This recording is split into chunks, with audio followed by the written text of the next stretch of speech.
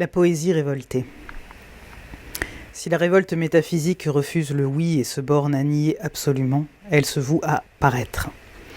Si elle se précipite dans l'adoration de ce qui est, renonçant à contester une part de la réalité, elle s'oblige tôt ou tard à faire.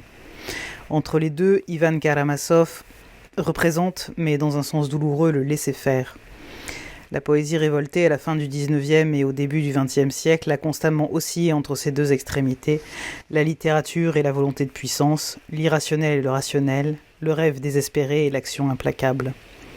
Une dernière fois, ces poètes et surtout les surréalistes éclairent pour nous le chemin qui mène du paraître au faire, dans un raccourci spectaculaire. Hawthorne a pu écrire de Melville qu'un croyant, il ne savait se reposer dans l'incroyance.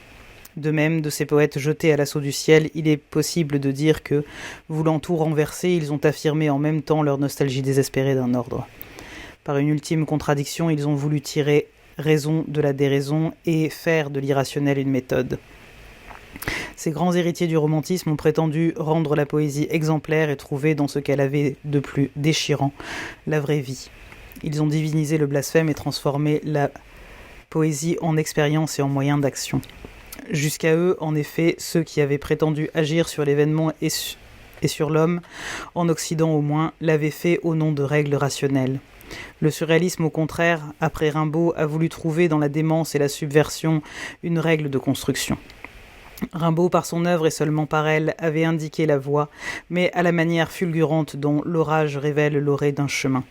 Le surréalisme a creusé ce chemin et en a codifié le repérage.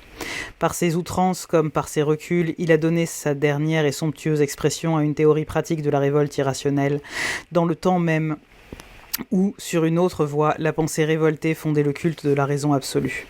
Ces inspirateurs, Lautréamont et Rimbaud, nous apprennent en tout cas par quelle voie le désir irrationnel de paraître peut amener la révolte aux formes les plus liberticides de l'action.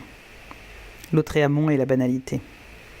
Lautréamont démontre que le désir de paraître se dissimule aussi chez le révolté derrière la volonté de banalité. Dans les deux cas, qu'il se grandisse ou qu'il s'abaisse, le révolté veut être autre qu'il n'est, alors même qu'il s'est dressé pour être reconnu dans son être véritable. Les blasphèmes et les conformismes de Lautréamont illustrent également cette malheureuse contradiction qui se résout avec lui dans la volonté de n'être rien. Loin qu'il y ait Palinodi, comme on l'estime généralement, la même rage d'anéantissement explique l'appel de Maldoror à la grande nuit originelle et les banalités laborieuses des poésies. On comprend avec Lautréamont que la révolte est adolescente. Nos grands terroristes de la bombe et de la poésie sortent à peine de l'enfance. Les chants de Maldoror sont le livre d'un collégien presque génial. Leur pathétique naît justement des contradictions d'un cœur enfant dressé contre la création et contre lui-même. Comme le Rimbaud des Illuminations, jeté contre les limites du monde, le poète choisit d'abord l'apocalypse et la destruction, plutôt que d'accepter la règle impossible qui le fait ce qu'il est dans le monde tel qu'il va. Citation « Je me présente pour défendre l'homme », fin de citation, dit Lautréamont sans simplicité. Maldoror est-il donc l'ange de la pitié ? Il l'est, d'une certaine manière, ayant pitié de lui-même. Pourquoi ? Ceci reste à découvrir. Mais la pitié déçue, outragée, inavouable et inavouée le portera à de singulières extrémités. Maldoror, selon ses propres termes, a reçu la vie comme une blessure et a défendu au suicide de guérir la cicatrice. Il est, comme Rimbaud, celui qui souffre et qui s'est révolté, mais reculant mystérieusement à dire qu'il se révolte contre ce qu'il est, il met en avant l'éternel alibi de l'insurgé, l'amour des hommes. Simplement, celui qui se présente pour défendre l'homme écrit en même temps « Montre-moi un homme qui soit bon ». Fin de citation. Ce mouvement perpétuel est celui de la révolte nihiliste. On se révolte contre l'injustice faite à soi-même et à l'homme, mais dans l'instant de lucidité où l'on aperçoit en même temps la légitimité de cette révolte et son impuissance, la fureur de négation s'étend alors à ceux-là même que l'on prétendait défendre. Ne pouvant réparer l'injustice par l'édification de la justice, on préfère au moins la noyer dans une injustice encore plus générale qui se confond enfin avec l'anéantissement. Citation. « Le mal que vous m'avez fait est trop grand le mal que je vous ai fait pour qu'il soit volontaire. » Fin de citation. Pour ne pas se haïr soi-même, il faudrait se déclarer innocent, hardiesse toujours impossible à l'homme seul, son empêchement est qu'il se connaît. On peut au moins déclarer que tous sont innocents, quoique traités en coupables. Dieu alors est le criminel. Des romantiques à Lautréamont, il n'y a donc pas de progrès réel sinon dans le ton. Lautréamont ressuscite une fois de plus, avec quelques perfectionnements, la figure du Dieu d'Abraham et l'image du rebelle luciférien. Il place Dieu sur un trône formé d'excréments humains et d'or, où siège avec un orgueil idiot et le corps recouvert d'un linceul fait avec des draps non lavés celui qui s'intitule lui-même le Créateur. Fin de citation. L'horrible éternel, à la figure de vipère, le rusé bandit qu'on voit embraser des incendies où périssent les vieillards et les enfants, roule ivre dans le ruisseau ou cherche au bordel d'ignobles jouissances. Dieu n'est pas mort, mais il est tombé. En face de la divinité déchue, Maldoror est peint comme un cavalier conventionnel au manteau noir. Il est le maudit. Il ne faut pas que les yeux soient témoins de la laideur que l'être suprême, avec un sourire de haine puissante, a mise sur moi. Il a tout renié, père, mère, providence, amour, idéal, afin de ne plus penser qu'à lui seul. Torturé par l'orgueil, ce héros a tous les prestiges du dandy métaphysique, figure plus qu'humaine, triste comme l'univers, belle comme le suicide. Fin de citation. Aussi bien comme le révolté romantique désespérant de la justice divine, Maldoror prendra le parti du mal. Faire souffrir et, ce faisant, souffrir, tel est le programme. Les chants sont de véritables litanies du mal. À ce tournant, on ne défend même plus la créature. Au contraire, attaquer par tous les moyens l'homme, cette bête fauve et le créateur. Fin de citation.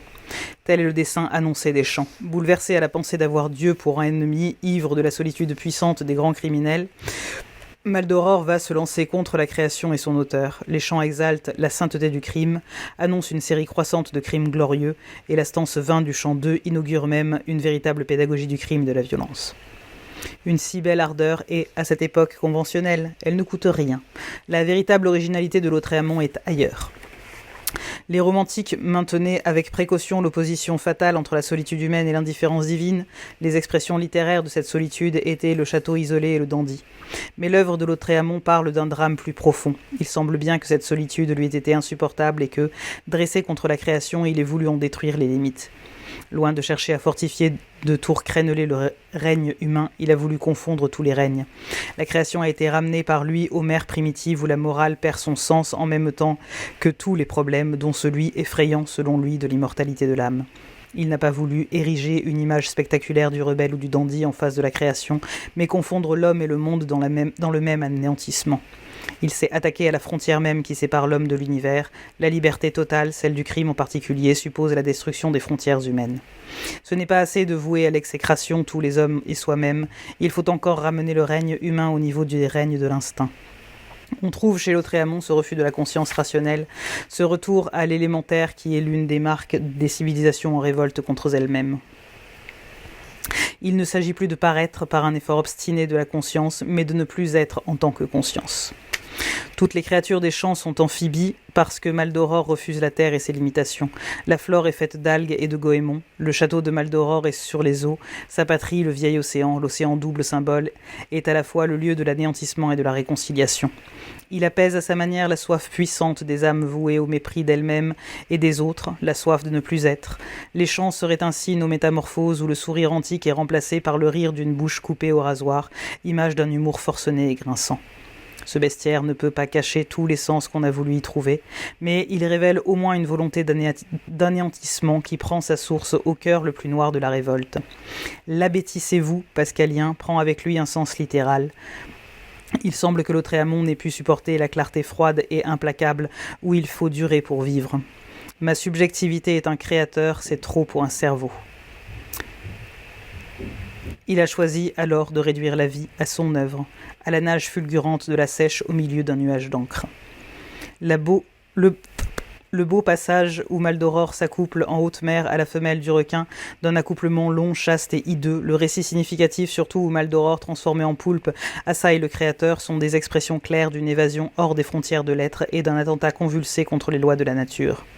Pour ceux qui se voient rejetés de la patrie harmonieuse où justice et passion s'équilibrent, enfin, ils préfèrent encore à la solitude les royaumes amers où les morts n'ont plus de sens, où règne la force de l'instinct de créatures aveugles.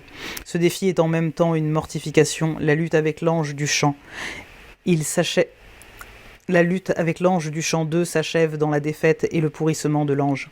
Ciel et terre sont alors ramenés et confondus aux abîmes liquides de la vie primordiale.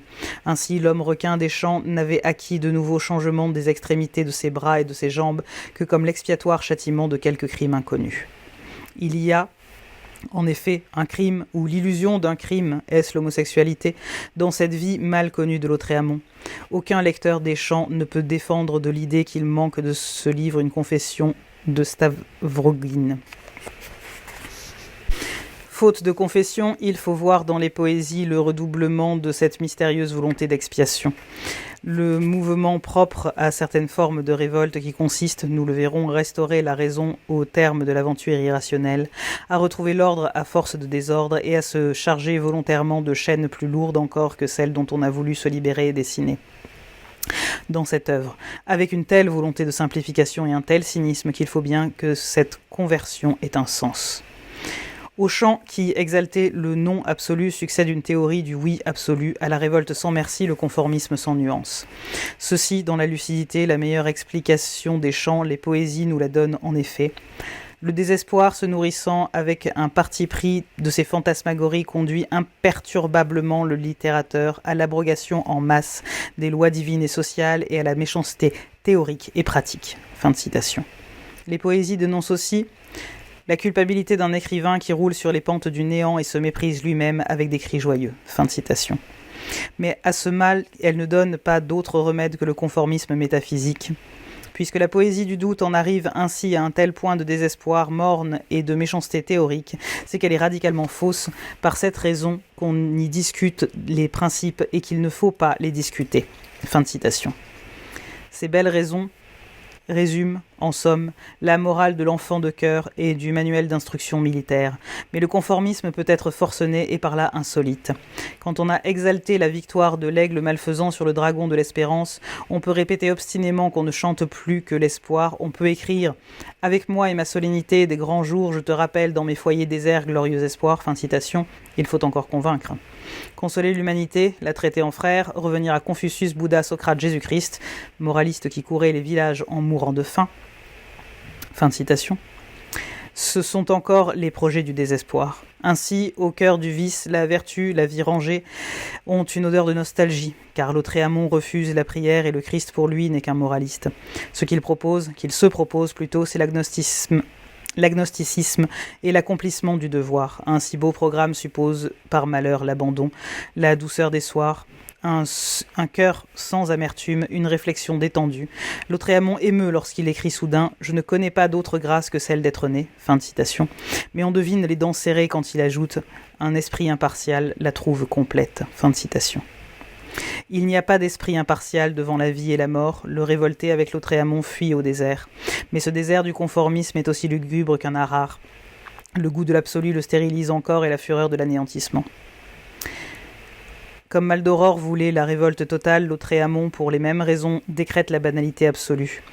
Le cri de la conscience qu'il cherchait à étouffer dans l'océan primitif, à confondre avec les hurlements de la bête, qu'à un autre moment il tentait de distraire dans l'adoration des mathématiques, il veut l'étouffer maintenant dans l'application d'un morne conformisme. Le révolté tente alors de se rendre sourd à cet appel vers l'être qui gît aussi au fond de sa révolte. Il s'agit de ne plus être, soit en refusant d'être quoi que ce soit en acceptant d'être n'importe quoi. Dans les deux cas, il s'agit d'une rêveuse convention. La banalité aussi est une attitude.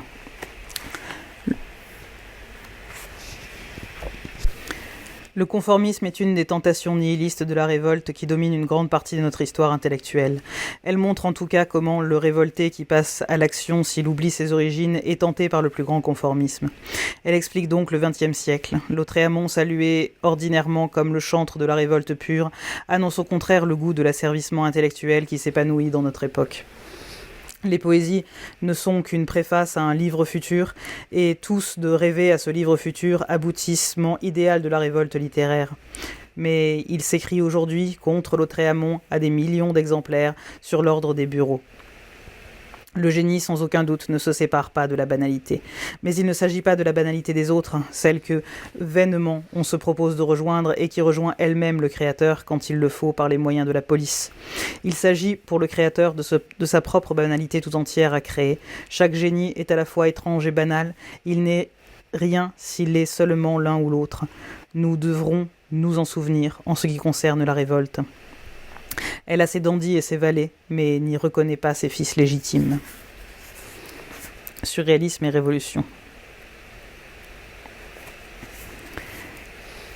Il sera à peine question ici de Rimbaud, sur lui tout a été dit et plus encore malheureusement. On précisera cependant, parce que cette précision concerne notre sujet, que Rimbaud n'a été le poète de la révolte que dans son œuvre.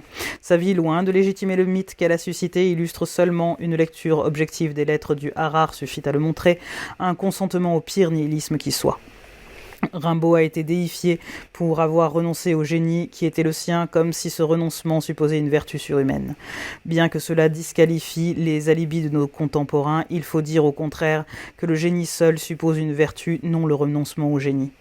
La grandeur de Rimbaud n'est pas dans les premiers cris de Charleville, ni dans les trafics du Harare.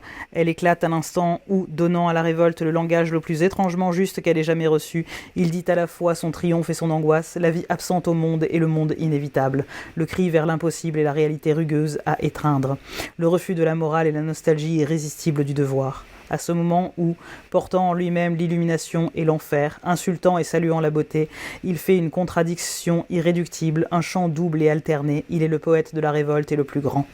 L'ordre de conception de ces deux grandes œuvres n'importe pas. De toute manière, il y eut trop peu de temps entre les deux conceptions, et tout artiste sait, de la certitude absolue qui naît de l'expérience d'une vie, que Rimbaud a porté la saison et les illuminations en même temps. S'il les a écrites l'une après l'autre, il les a soufferts dans le même moment. Cette contradiction qui le tuait était son vrai génie. Mais où donc est la vertu de celui qui se détourne de la contradiction et trahit son génie avant de l'avoir souffert jusqu'à la fin ? Le silence de Rimbaud n'est pas pour lui une nouvelle manière de se révolter, du moins nous ne pouvons plus l'affirmer depuis la publication des lettres au Harare. Sa métamorphose sans doute est mystérieuse, mais il y a aussi du mystère dans la banalité qui vient à ces brillantes jeunes filles que le mariage transforme en machine à sous et à crochets. Le mythe construit autour de Rimbaud suppose et affirme que plus rien n'était possible après la saison en enfer. Qu'est-ce donc qui est impossible au poète couronné de dons, au créateur inépuisable ? Après Moby Dick, le procès, Zarathustra, les possédés, qu'imaginer ? Pourtant, de grandes œuvres après celle-ci naissent encore qui enseignent et corrigent, témoignent pour ce qu'il y a de plus fier en l'homme et ne s'achèvent qu'à la mort du Créateur. Qui ne regretterait cette œuvre plus grande que la saison, et dont une démission nous a frustrés ? L'Abyssinie est-elle au moins un couvent ? Est-ce le Christ qui a fermé la bouche de Rimbaud ? Ce Christ serait alors celui qui trône de nos jours au guichet de banque, si l'on en juge par ces lettres où le poète maudit ne parle que de son argent qu'il veut voir bien placé et rapportant régulièrement. Celui qui chantait dans les supplices, qui avait injurié Dieu et la beauté, qui s'armait contre la justice et l'espérance, qui séchait glorieusement à l'air du crime, veut seulement se marier avec quelqu'un qui ait un avenir. Le mage, le voyant, le forçat, intraitable sur qui se referme toujours le bagne, l'homme roi sur la terre sans Dieu, porte perpétuellement 8 kilos d'or dans une ceinture qui lui barre le ventre et dont il se plaint qu'elle lui donne la dysenterie. Est-ce là le héros mythique qu'on propose à tant de jeunes hommes qui ne crachent pas, eux, sur le monde, mais mourraient de honte à la seule idée de cette ceinture ? Pour maintenir le mythe, il faut ignorer ces lettres décisives. On comprend qu'elles aient été si peu commentées. Elles sont sacrilèges comme l'est parfois la vérité.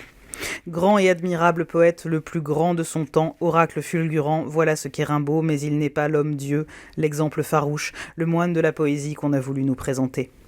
L'homme n'a retrouvé sa grandeur que sur ce lit d'hôpital, à la fin difficile, où même la médiocrité du cœur devient émouvante. Citation. « Que je suis malheureux, que je suis donc malheureux, et j'ai de l'argent sur moi que je ne puis même pas surveiller. » Fin de citation. Le grand cri de ces heures misérables rend par bonheur Rimbaud à cette part de la commune mesure qui coïncide involontairement avec la grandeur. Non, à présent je me révolte contre la mort. Le jeune Rimbaud ressuscite devant l'abîme, et avec lui la révolte de ces temps où l'imprécation contre la vie n'était que le désespoir de la mort.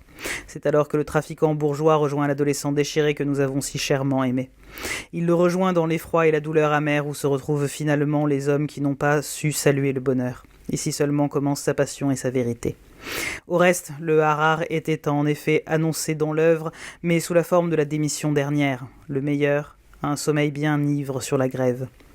La rage de l'anéantissement propre à tout révolté prend alors la forme la plus commune, l'apocalypse du crime telle qu'elle est figurée par Rimbaud dans Le Prince qui tue inlassablement ses sujets. Le long dérèglement sont des thèmes révoltés que les surréalistes retrouveront. Mais finalement, l'accablement nihiliste a prévalu, la lutte, le crime lui-même excède l'âme épuisée. Le voyant qui, si l'on ose dire, buvez pour ne pas oublier, finit par trouver dans l'ivresse le lourd sommeil que connaissent bien nos contemporains.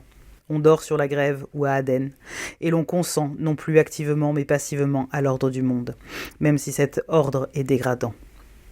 C'est le silence de Rimbaud prépare aussi au silence de l'Empire qui plane au-dessus d'esprits résignés à tout sauf à la lutte. Cette grande âme soudain soumise à l'argent annonce d'autres exigences, d'abord démesurées et puis qui se mettront au service des polices.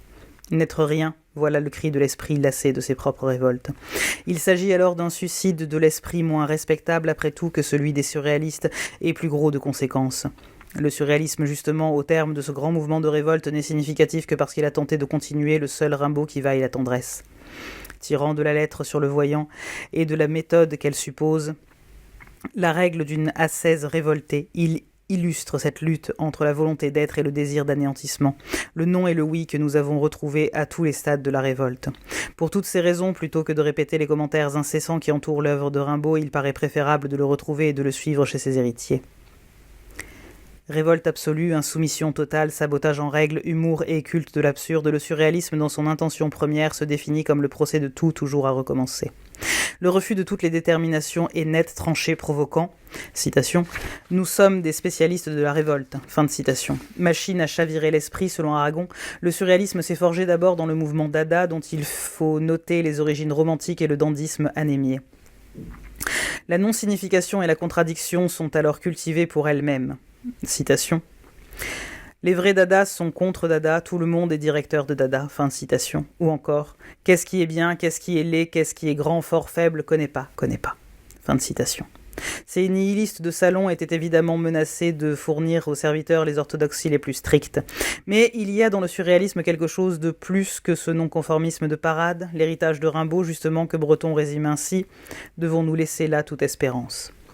Un grand appel vers la vie absente s'arme d'un refus total du monde présent, comme le dit assez superbement Breton. Incapable de prendre mon parti du sort qui m'est fait, atteint dans ma conscience la plus haute par ce défi de justice, je me garde d'adapter mon existence aux conditions dérisoires ici-bas de toute existence. Fin de citation. L'esprit, selon Breton, ne peut trouver à se fixer ni dans la vie ni au-delà. Le surréalisme veut répondre à cette inquiétude sans repos. Il est un cri de l'esprit qui se retourne contre lui-même et est bien décidé à broyer désespérément ses entraves. Il crie contre la mort et la durée dérisoire d'une condition précaire. Le surréalisme se place donc aux ordres de l'impatience. Il vit dans un certain état de fureur blessée, du même coup dans la rigueur et l'intransigeance fière qui y suppose une morale. Dès ses origines, le surréalisme, évangile du désordre, s'est trouvé dans l'obligation de créer un ordre. Mais il n'a d'abord songé qu'à détruire, par la poésie d'abord, sur le plan de l'imprécation, par des marteaux matériels ensuite. Le procès du monde réel est devenu logiquement le procès de la création. L'antithéisme surréaliste est raisonné et méthodique. Il s'affermit d'abord sur une idée de la non-culpabilité absolue de l'homme, à qui il convient de rendre toute la puissance qu'il a été capable de mettre sur le mot Dieu. Comme dans toute l'histoire de la révolte, cette idée de la non-culpabilité absolue surgit du désespoir. C'est peu à peu transformé en folie de châtiment. Les surréalistes, en même temps qu'ils exaltaient l'innocence humaine, ont cru pouvoir exalter le meurtre et le suicide. Ils ont parlé du suicide comme d'une solution, et Crevel, qui estimait cette solution la plus vraisemblablement juste et définitive, s'est tué, comme Rigaud et Vacher. Aragon a pu stigmatiser ensuite les bavards du suicide. Il n'empêche que célébrer l'anéantissement et ne point s'y précipiter avec les autres ne fait honneur à personne. Sur ce point, le surréalisme a gardé de la littérature qu'il abominait les pires facilités et justifié le cri bouleversant de Rigaud « Vous êtes tous des poètes et moi je suis du côté de la mort ». Le surréalisme ne s'en est pas tenu là, il a choisi comme héros Violette Nozière ou le criminel anonyme de droit commun, affirmant ainsi devant le crime lui-même l'innocence de la créature. Mais il a osé dire aussi, et ceci est le mot que, depuis 1933, André Breton doit regretter, que l'acte surréaliste le plus simple consistait à descendre dans la rue, revolver au poing, et à tirer au hasard dans la foule. À qui refuse toute autre détermination que celle de l'individu et de son désir, toute primauté sinon celle de l'inconscient. Il revient en effet de se révolter en même temps contre la société et la raison. La théorie de l'acte gratuit couronne la revendication de la liberté absolue. Qu'importe si, pour finir, cette liberté se résume dans la solitude qui définit Jarry. Lorsque j'aurai pris toute la finance, je tuerai tout le monde et je m'en irai. Fin de citation. L'essentiel est que les entraves soient niées et l'irrationnel triomphant. Que signifie en effet cette apologie du meurtre, sinon que, dans un monde sans signification et sans honneur, seul le désir d'être, sous toutes ses formes, est légitime. L'élan de la vie, la poussée de l'inconscient, le cri de l'irrationnel sont les seules vérités pures qu'il faille favoriser. Tout ce qui s'oppose au désir, et principalement la société, doit donc être détruit sans merci. On comprend alors la remarque d'André Breton à propos de Sade. Certes, l'homme ne consent plus ici à s'unir à la nature que dans le crime, resterait à savoir si ce n'est pas encore une des façons les plus folles, les plus indiscutables d'aimer. Fin de citation. On sent bien qu'il s'agit de l'amour sans objet, qui est celui des âmes déchirées. Mais cet amour vide et avide, cette folie de possession, est celle que précisément la société entrave inévitablement. C'est pourquoi Breton, qui porte encore l'embarras de ses déclarations, a pu faire l'éloge de la trahison et déclarer, ce que les surréalistes ont essayé de prouver, que la violence est le seul mode adéquat d'expression. Mais la société n'est pas faite que de personnes, elle est aussi institution. Trop bien née pour tuer tout le monde, les surréalistes, par la logique même de leur attitude, en sont venus à considérer que, pour libérer le désir, il fallait renverser d'abord la société. Ils ont choisi de servir la révolution de leur temps, de Walpole et de Sade, par une cohérence qui a fait le sujet de cet essai. Les surréalistes sont passés à Helvétius et à Marx. Mais on sent bien que ce n'est pas l'étude du marxisme qui les a menés à la révolution. Au contraire, l'effort incessant du surréalisme sera de concilier avec le marxisme les exigences qui l'ont emmené à la révolution. On peut dire sans paradoxe que les surréalistes sont venus au marxisme à cause même de ce qu'ils détestent le plus en lui aujourd'hui. On hésite, sachant le fond et la noblesse de son exigence, et quand on a partagé le même déchirement, à rappeler à André Breton que son mouvement a mis en principe l'établissement d'une autorité impitoyable et d'une dictature, le fanatisme politique, le refus de la libre discussion et la nécessité de la peine de mort. On s'étonne aussi devant l'étrange vocabulaire de cette époque, qui est celui de la révolution policière. Mais ces frénétiques voulaient une révolution quelconque, n'importe quoi qu'il est sorti du monde de boutiquiers et de compromis où ils étaient forcés de vivre. Ne pouvant avoir le meilleur, ils préféraient encore le pire. En cela, ils étaient nihilistes, ils n'apercevaient pas que ceux d'entre eux qui devaient rester fidèles désormais au marxisme étaient fidèles en même temps à leur nihilisme premier. La vraie destruction du langage que le surréalisme a souhaité avec tant d'obstination ne réside pas dans l'incohérence ou l'automatisme. Elle réside dans le mot d'ordre. Aragon a eu beau commencer par une dénonciation de la déshonorante attitude pragmatique. C'est en elle qu'il a fini par trouver la libération totale de la morale, même si cette libération a coïncidé avec une autre servitude. Celui des surréalistes qui réfléchissait le plus profondément alors à ce problème, Pierre Naville, cherchant le dénominateur commun à l'action révolutionnaire et à l'action surréaliste, le localisait avec profondeur dans le pessimisme, c'est-à-dire le dessein d'accompagner l'homme à sa perte et de ne rien négliger pour que cette perdition soit utile. Ce mélange d'augustinisme et de machiavélisme définit en effet la révolution du XXe siècle. On ne peut donner d'expression plus audacieuse au nihilisme du temps. Les renégats du surréalisme ont été fidèles au nihilisme dans la plupart de ses principes. D'une certaine manière, ils voulaient mourir. Si André Breton et quelques autres ont finalement rompu avec le marxisme, c'est qu'il y avait en eux quelque chose de plus que le nihilisme, une seconde fidélité à ce qu'il y a de plus pur dans les origines de la révolte. Ils ne voulaient pas mourir. Certes, les surréalistes ont voulu professer le matérialisme. Citation. « À l'origine de la révolte du cuirassé Potemkin, il nous plaît de reconnaître ce terrible morceau de viande. » Fin de citation. Mais il n'y a pas chez eux, comme chez les marxistes, une amitié, même intellectuelle, pour ce morceau de viande. La charogne figure seulement le monde réel qui fait naître en effet la révolte, mais contre lui. Elle n'explique rien si elle légitime tout. La révolution pour les surréalistes n'était pas une fin qu'on réalise au jour le jour, dans l'action, dans un mythe absolu et consolateur. Elle était la vie véritable comme l'amour dont parlait Éluard, qui n'imaginait pas alors que son ami Calandra dut mourir de cette vie-là.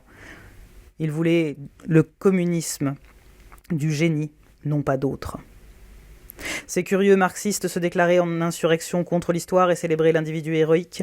L'histoire est régie par des lois que la lâcheté des individus conditionne, disait André Breton, et voulait en même temps la révolution et l'amour qui sont incompatibles. La révolution consiste à aimer un homme qui n'existe pas encore, mais pour celui qui aime un être vivant, s'il l'aime vraiment, il ne peut accepter de mourir que pour celui-là. En réalité, la révolution n'était pour André Breton qu'un cas particulier de la révolte, alors que pour les marxistes et, en général, pour toute pensée politique, seul le contraire est vrai. Breton ne cherchait pas à réaliser par l'action la cité heureuse qui devait couronner l'histoire.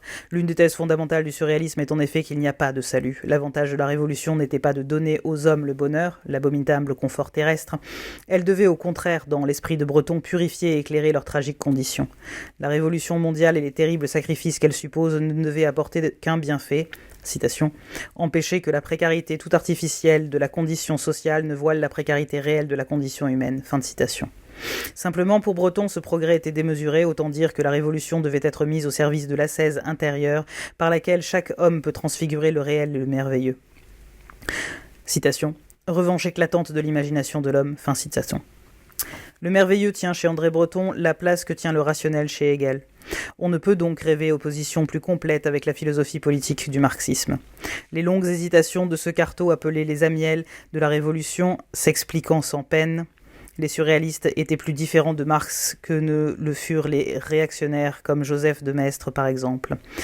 Ceux-ci utilisent la tragédie de l'existence pour refuser la révolution, c'est-à-dire pour maintenir une situation historique. Les marxistes l'utilisent pour légitimer la révolution, c'est-à-dire pour créer une autre situation historique. Tous deux mettent la tragédie humaine au service de leurs fins pragmatiques. Breton, lui, utilisait la révolution pour consommer la tragédie et mettait en fait, malgré le titre de sa revue, la révolution au service de l'aventure surréaliste. La rupture définitive s'explique enfin si l'on songe que le marxisme demandait la soumission de l'irrationnel alors que les surréalistes s'étaient levés pour défendre l'irrationnel jusqu'à la mort. Le marxisme tendait à la conquête de la totalité et le surréalisme, comme toute expérience spirituelle, à l'unité. La totalité peut demander la soumission de l'irrationnel si le rationnel suffit à conquérir l'empire du monde. Mais le désir d'unité est plus exigeant. Il ne lui suffit pas que tout soit rationnel, il veut surtout que le rationnel et l'irrationnel soient réconciliés au même niveau. Il n'y a pas d'unité qui suppose une mutilation. Pour André Breton, la totalité ne pouvait être qu'une étape, nécessaire peut-être, mais à coup sûr insuffisante sur le chemin de l'unité. Nous retrouvons ici le thème du tout ou rien. Le surréalisme tend à l'universel et le reproche curieux mais profond que Breton fait à Marx consiste à dire justement que celui-ci n'est pas universel. Les surréalistes voulaient concilier le transformer le monde de Marx et le changer de vie de Rimbaud. Mais le premier mène à conquérir la totalité du monde et le second à conquérir l'unité de la vie. Toute totalité paradoxalement est restrictive. Finalement, les deux formules ont divisé le groupe. En choisissant Rimbaud, Breton a montré que le surréalisme n'était pas action mais ascèse et expérience spirituelle. Il a remis au premier plan ce qui fait l'originalité profonde de son mouvement, par quoi il est si précieux à une réflexion sur la révolte, la restauration du sacré et la conquête de l'unité. Plus il a approfondi cette originalité, plus irrémédiablement il s'est séparé de ses compagnons politiques en même temps que de quelques-uns de ses premières pétitions. André Breton n'a jamais varié, en effet, dans sa revendication du surréel, fusion du rêve et de la réalité, sublimation de la vieille contradiction entre l'idéal et le réel. On connaît la solution surréaliste, l'irrationalité concrète, le hasard objectif. La poésie est une conquête et la seule possible du point suprême. Citation. Un certain point de l'esprit d'où la vie et la mort, le réel et l'imaginaire, le passé et le futur, cessent d'être perçus contradictoirement. Fin de citation. Qu'est donc ce point suprême qui doit marquer l'avortement colossal du système hegelien ? C'est la recherche du sommet abîme, familier au mystique. En vérité, il s'agit d'un mysticisme sans Dieu qui apaise et illustre la soif d'absolu du révolté. L'ennemi essentiel du surréalisme est le rationalisme. La pensée de Breton offre d'ailleurs le curieux spectacle d'une pensée occidentale où le principe d'analogie est sans cesse favorisé, au détriment des principes d'identité et de contradiction. Justement, il s'agit de fondre les contradictions au feu du désir et de l'amour, et de faire tomber les murs de la mort. La magie, les civilisations primitives ou naïves, l'alchimie, la rhétorique des fleurs de feu ou des nuits blanches sont autant d'étapes merveilleuses sur le chemin de l'unité et de la pierre philosophale.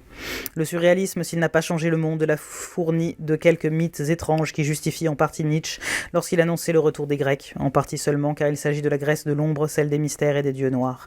Finalement, comme l'expérience de Nietzsche se couronnait dans l'acceptation de midi, celle des surréalistes culmine dans l'exaltation de minuit, le culte obstiné et angoissé de l'orage. Breton, selon ses propres paroles, a compris que, malgré tout, la vie était donnée. Mais son adhésion ne pouvait être celle de la pleine lumière dont nous avons besoin. Trop de nord en moi, a-t-il dit, pour que je sois l'homme de la pleine adhésion. Il a cependant fait diminuer contre lui-même souvent la part de la négation et mis au jour la revendication positive de la révolte. Il a choisi la rigueur plutôt que le silence et retenu seulement la sommation morale qui, selon Bataille, animait le premier surréalisme, substituer une morale nouvelle à la morale en cours, cause de tous nos maux. Il n'a sans doute pas réussi, ni personne aujourd'hui, dans cette tentative de fonder la nouvelle morale, mais il n'a jamais désespéré de pouvoir le faire. Devant l'horreur d'une époque où l'homme qu'il voulait magnifier est obstinément dégradé au nom même de certains des principes que le surréalisme avait adoptés, Breton s'est senti contraint de proposer provisoirement un retour à la morale traditionnelle. Il y a là une pause peut-être, mais c'est la pause du nihilisme et le vrai progrès de la révolte. Après tout, faute de pouvoir se donner la morale et les valeurs dont il a clairement senti la nécessité, on sait assez que Breton a choisi l'amour. Dans la chiennerie de son temps, et ceci ne peut s'oublier, il est le seul à avoir parlé profondément de l'amour. L'amour et la morale en transe qui a servi de patrie aux exilés. Certes, une mesure manque encore ici. Ni une politique, ni une religion, le surréalisme n'est peut-être qu'un impossible geste. Mais c'est la preuve même qu'il n'y a pas de sagesse confortable. Nous voulons, nous aurons l'au-delà de nos jours, s'est écrié admirablement Breton. La nuit splendide où il se complaît pendant que la raison, passée à l'action, fait déferler ses armées sur le monde, annonce peut-être en effet ces aurores qui n'ont pas encore lui, et les matinaux de René Char, poète de notre Renaissance.